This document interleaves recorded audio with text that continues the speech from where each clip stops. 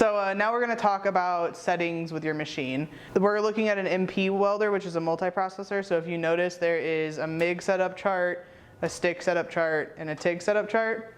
They all read essentially the same, so we're going to look at this Mig Setup Chart to start with. You're going to read this from left to right at the beginning. So to start with, you want to know what type of metal you're using. You're using mild steel or stainless steel.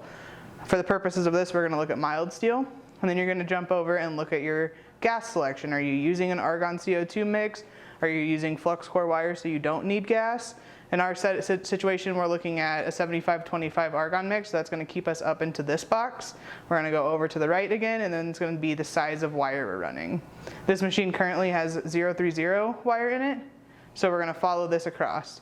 This is going to start telling us our settings for different thicknesses of material.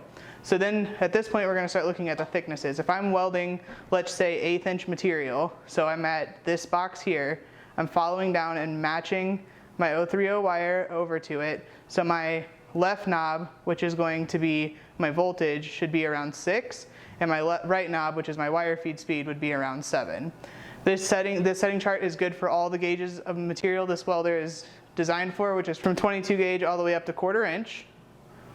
These materials are going to be good for all types of wire from 023 to 030, hard wire, flux core wire, or even stainless steel wire. So as long as you know what kind of material you're welding with, what your gas selection is, and what size it is, you can match that with the thickness of diameter material you're welding with, and it'll show you the settings right there on it. The stick setup is pretty much the same. It's going to tell you what you're welding on mild steel or stainless steel, what type of electrode you have, and how thick the material is. It'll tell you the perfect setting for that, and the TIG setup is just the same.